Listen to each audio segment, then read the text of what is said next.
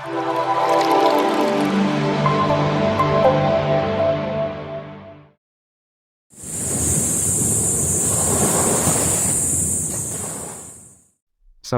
warahmatullahi wabarakatuh. Bismillahirrahmanirrahim. Walhamdulillah wassalatu wassalamu ala Rasulillah.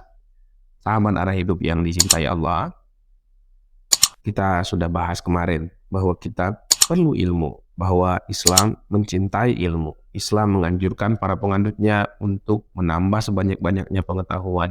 Bahkan di dalam Al-Quran kita juga diajarkan doa di surah Toha misalnya untuk minta ditambahkan kepada Allah Subhanahu Wa Taala pengetahuan atas diri-diri kita ini. Pengetahuan itu membukakan jalan. Ilmu itu menerangi sehingga kita tidak lagi gelap gulita dalam kehidupan ini. Kita mampu melihat arah yang akan kita tuju, kita mampu melihat onak duri di hadapan kita mampu melihat segalanya dalam keadaan yang terang benderang sehingga jalan menjadi mantap, keyakinan pun menjadi kokoh. Ilmu adalah penunjang bagi keimanan kita. Ilmu adalah satu hal yang bisa mengantarkan kita kepada tindakan-tindakan yang tepat. Ilmu akan membuat kita mampu berpikir lurus. Demikian banyak hal yang baik terkait dengan ilmu ini. Keutamaannya demikian besar sehingga berulang kali dia disebutkan dalam Al-Quran, dan amat banyak sekali hadis Nabi yang menceritakan tentang bagaimana kemuliaan orang-orang yang berilmu pengetahuan. Tapi ilmu yang seperti apa yang mesti kita cari itu? Ilmu seperti apa yang mesti kita seriusi itu? Satu saja kuncinya, ilmu yang bermanfaat atau disebut sebagai ilmu nafi'. Mana itu ilmu nafi'? Ya, ilmu yang mendatangkan maslahat bagi sang pemilik ilmu dan kepada orang-orang yang berada di sekelilingnya, bahkan kepada alam semesta. Ada juga kan ilmu yang kontraproduktif. Misalnya, ilmu yang hanya mendatangkan kerusakan bagi orang lain. Bertambah pengetahuannya, tapi bertambah pula daya destruksinya. Atau bertambah pengetahuannya, tapi orang tersebut semakin jauh dari Allah Subhanahu Wa Taala, diakibatkan ya mungkin karena kesombongan. Jadi ilmu tidak boleh bersaing dengan kesombongan.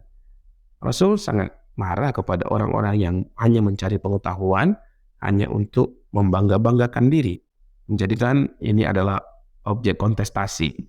Kata Nabi, terlaknat orang yang mencari ilmu untuk mendebat para ulama, bertanding pakar gitu. Bukan untuk mencari kebenaran, dia hanya mencari pembenaran agar dikatakan sebagai orang-orang angkuh, orang intelek, orang-orang dengan kasta atas dalam dunia pengetahuan, atau untuk membodoh-bodohi orang yang tidak punya pengetahuan. Jadi ilmu tidak boleh juga digunakan sebagai instrumen mengakal-akali orang lain. Itu juga sama tercelanya.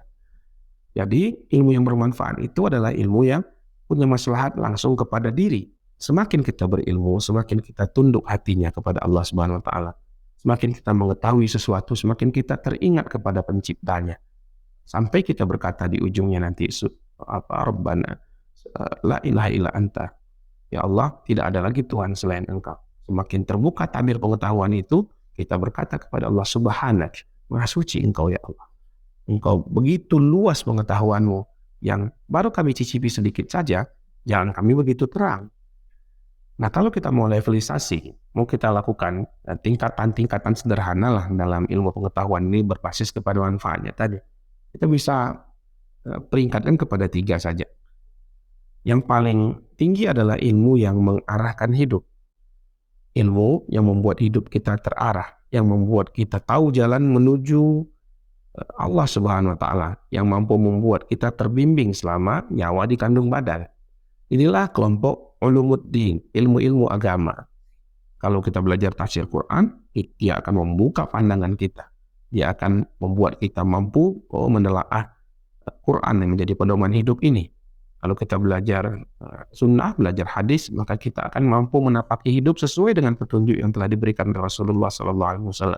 Kalau kita bicara sirah nabawiyah misalnya, maka kita akan terinspirasi nih oleh kehidupan Nabi yang begitu paripurna. Dan seterusnya.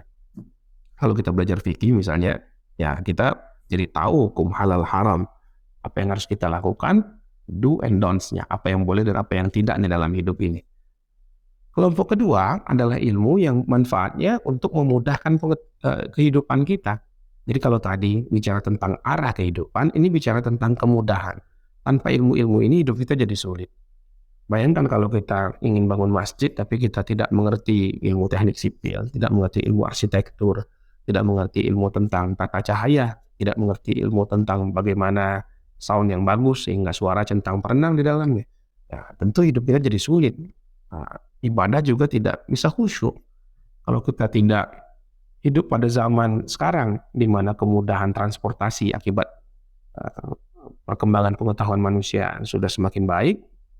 Ya kita akan naik haji lama sekali, tapi sekarang kita bisa 1 kali terbang dan tiba di tanah suci dengan waktu yang singkat. Jadi kemudahan-kemudahan hidup ini uh, adalah satu hal yang mahal juga. Dia ada pada peringkat kedua.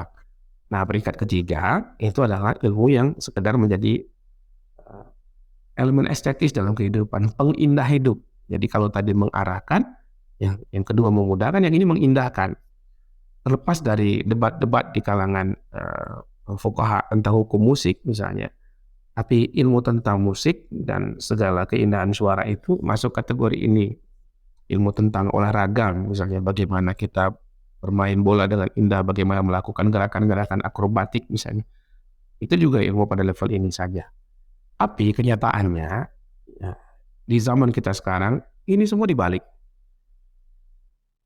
Orang lebih menghargai ilmu-ilmu yang paling bawah tadi. Kita tidak mengatakan ilmu ini tidak berguna, tapi dia manfaatnya tidak sebanding dengan ilmu yang di atasnya. Tentu ilmu yang mengarahkan kehidupan kita tidak sama dengan ilmu yang sekedar mengindahkannya. Mungkin terbalik, kita masyarakat sekarang secara global tanpa sadar sudah memutarnya.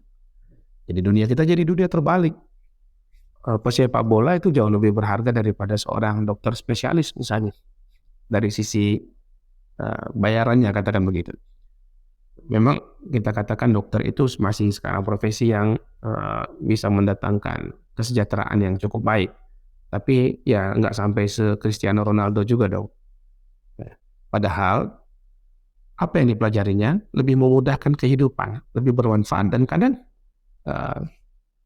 bertaruh dengan nyawa orang. Jangan kita bandingkan lagi dengan orang-orang yang menggali ilmu yang lebih tinggi lagi tentang arah hidup. Para ulama, kehidupannya kadang-kadang sangat memprihatinkan. Tapi tidak apalah, itu kan hanya dari sisi industrial, dari sisi bayar-bayaran, dan itu juga sangat duniawi sekali. Para ulama juga mungkin kalau dia tidak mendapatkan kekayaan yang besar-besar seperti para artis atau para olahragawan, ya dia juga tidak akan kecewa, karena itu juga satu sisi akan membuat dia lebih tulus dan ikhlas dalam mengajarkan ilmunya. Tapi setidak-tidaknya kita di dalam hati dan di dalam sikap tidak membalik itu juga. Jadi kita memberikan penghormatan yang lebih, perhatian yang lebih kepada ilmu-ilmu yang penting-penting ini. Kita memberikan prioritas utama untuk ilmu-ilmu ini diajarkan dan dikuasai lebih dahulu di masa-masa awal kehidupan anak-anak kita misalnya. Dan kita menghormati dengan penghormatan yang dalam pada orang-orang yang menguasai ilmu-ilmu agama atau para saintis yang telah mempelajari dan menekuni ilmu-ilmu yang amat berguna bagi kemaslahatan hidup manusia.